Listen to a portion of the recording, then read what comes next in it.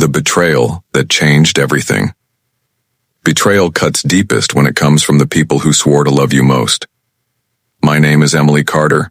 I'm 34 years old, and this is the story of how my own family let me starve while showering my younger brother with luxury. It broke me, but it also built me into someone they never saw coming. I grew up in a coastal Washington town where the sea air smelled like salt and cedar. To neighbors, we looked like the perfect family.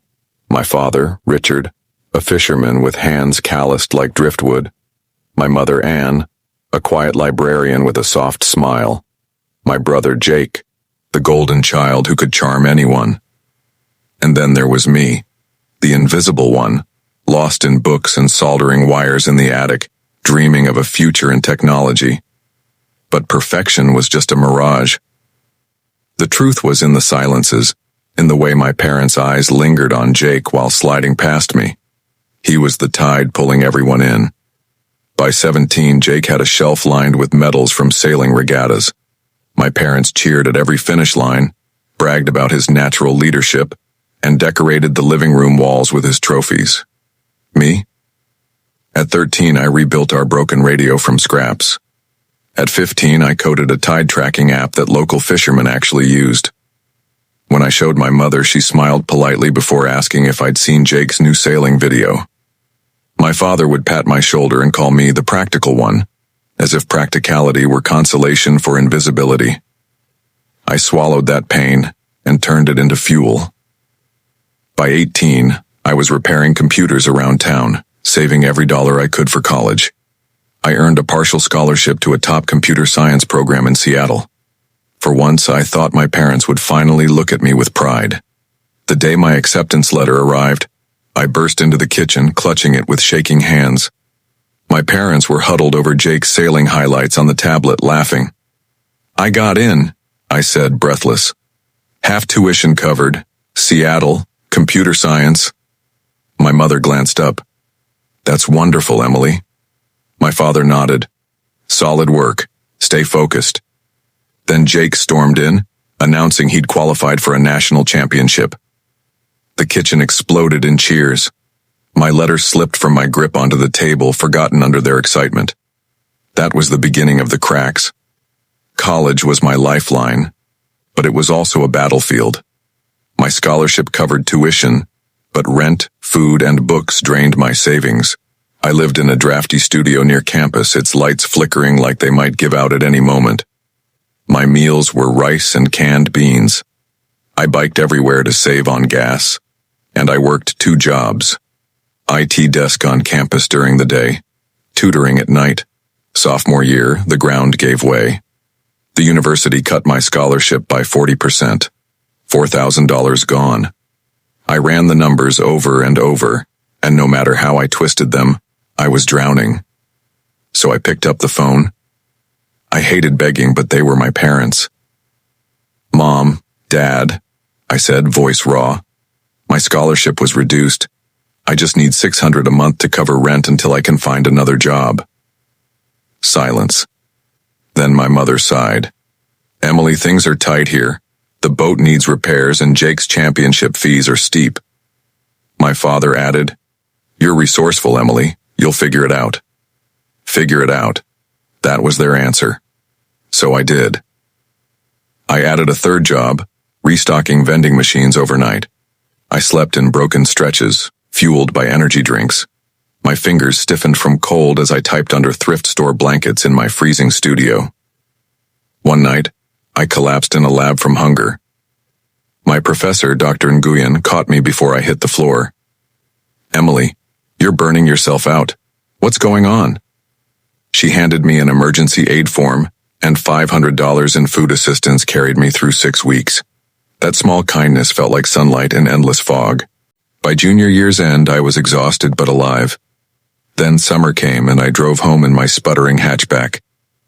The first thing I saw in our driveway was a brand new sailboat gleaming in the twilight, its polished hull catching the last light of the day. Jake jogged out, grinning. "Check it out. Mom and Dad bought it for my nationals. Perfect training boat." I froze. That boat was easily $40,000. The same parents who couldn't spare $600 a month to keep their daughter fed and housed had found $40,000 for my brother's hobby. In that moment, something inside me shattered. It wasn't just neglect. It was a choice. A choice that my survival was less important than his dreams. That summer I decided, if my family wouldn't be my safety net, I'd cut the rope entirely. Back at school I stopped calling, stopped emailing. I worked, studied, and built something in secret, an app that started as a side project and grew into a navigation tool for small coastal businesses. At first it brought in $300 a month, then $700. By graduation it was paying my rent outright. I walked across that stage alone. No family in the crowd, no cheers, just me, my diploma, and the vow that I'd never again beg anyone to believe in me. I moved to Portland, erased my number, changed my email, and disappeared from their lives. If they weren't going to claim me, I'd claim myself. The reckoning 6 years passed before I heard my family's voices again. By then, I was no longer the starving student begging for scraps. The app I had built in the shadows had grown into a full-fledged company. I called it Coastal Sync, a marine navigation and data tool for shipping companies and local businesses. By the time I was 29, Coastal Sync employed 80 people in a glass-walled office overlooking Portland's Willamette River. I had signed a licensing deal worth $15 million. I had a life my parents couldn't even imagine, one they never supported, never believed in. And I told myself I didn't care if I never saw them again. Then one gray morning in Tacoma, while touring a struggling software firm I was acquiring, the doors opened and in walked my father. His once broad shoulders were stooped, his hair streaked with gray, his fisherman's hands clutching a worn notebook. He didn't see me at first. He walked straight to the receptionist and said, in a fragile voice, "I'm trying to find my daughter, Emily Carter. I heard she might be here." My stomach dropped. For years I had rehearsed what I would say if this day came, but when I heard the tremor in his voice, all I could do was step forward. "Dad," I said, sharper than I intended. His head snapped up, his eyes widened. "Emily? My God, is it really you?" We sat in a small meeting room, the silence heavy as the rain outside streaked the windows. He looked older, diminished. For the first time, he seemed unsure of himself. "We've been looking for you," he said. "Your mother's been sick, heart failure, she prays for you every night." His voice cracked. We made mistakes." I folded my arms, my pulse a drumbeat. "Mistakes?" He lowered his gaze. "We cleared Jake's debts, paid off $32,000 in loans, gear, that boat, everything. We mortgaged the house again. We thought you'd be okay. You were always so capable. We didn't realize you were struggling." His voice dropped to a whisper. "Were you?" The question landed like a blade. My mind flashed back to nights of shivering under blankets, fainting from hunger, begging for $600 while they handed Jake a $40,000 boat. "Yes," I said flatly. "I was starving. I was working 3 jobs. And you chose him, again and again." Tears welled in his eyes. "We thought you didn't need us." That was the final twist of the knife. Because they hadn't just failed me. They had convinced themselves it was okay. That their golden boy's dreams justified my suffering. I wanted to scream. I wanted to collapse. But instead I did what I had always done. I stayed composed. "You didn't lose me because I disappeared," I said coldly. "You lost me because you abandoned me, and you can't rewrite that." He flinched. For a long moment, neither of us spoke. Finally he asked, Can we fix this?" I thought of Jake, the shining center of their world. I thought of my mother who could sigh away my pleas with one sentence. And I thought of myself, the woman I had become despite them, not because of them. "No," I said finally. "You can't fix what you chose to break. But I'll give you my number. If Mom wants to talk, she can call. That's all I can offer." I slid my card across the table, stood and walked out. The rain hit my face as I stepped into the street. But for the first time in years, I didn't feel drowned by it. That night, as I looked out at the Portland skyline from my office, I realized something. Everything I had built, every line of code, every sleepless night, wasn't just defiance. It was proof. Proof that I could stand on my own.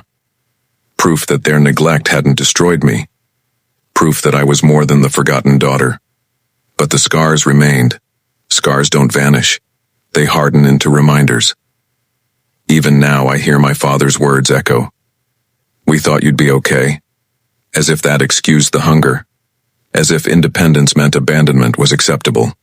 Here's what I've learned. Sometimes the people who are supposed to protect you are the ones who leave you to drown.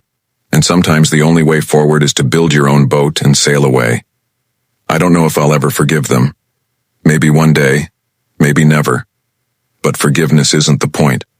The point is that I survived, and I became someone they can no longer ignore.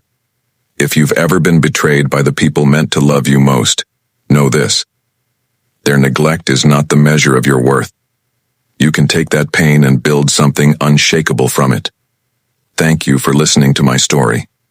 And don't forget to subscribe to Tales Between Time for more stories that cut deep and stay with you.